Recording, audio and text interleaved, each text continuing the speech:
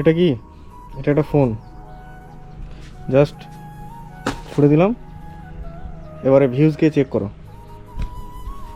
আচ্ছা, না না, আমি মোটেও এটা দেখাতে আসিনি যেরকম ছুড়ে দিলে ভিউজ বেড়ে যাবে। আচ্ছা, যদিও কারো বাড়ছে, তাদের জন্য একটা কথা বলতে এসছি। যদি ভাবছো যে এরকম করে একটা জিনিস ছুড়ে দিলাম, ভিউজ বেড়ে গেল, ফেমাস হয়ে গেলাম, আচ্ছা একটা ভিডিও তোমার ভাইরাল হয়ে গেল, তারপর তারপর কী হবে?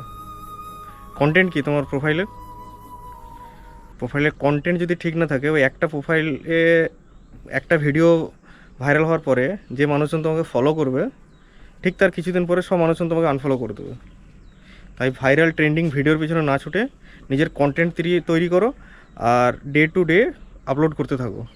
যখন ভাইরাল হবে তখন মানুষ চিরকাল থেকে যাবে। এটা আমিও প্রথমে ভাবতাম যে একটা ট্রেন্ডিং ভিডিও বানিয়ে দিলেই সব কিছু সম্ভব, বাট কিছুই না। ট্রেন্ডিং ভিডিও বানিয়ে আপলোড করার পরে ওটা কিছুদিনের জন্য সাময়িক থাকে, তারপর আর থাকে না।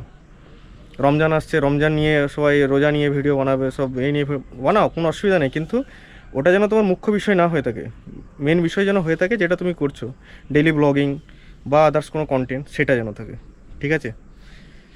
তাই নিজের যে কাজটা করছো সেই কাজের প্রতি ধ্যান দাও, সফল একদিন হবে ইনশাআল্লাহ। ঠিক আছে, টাটা, বাই।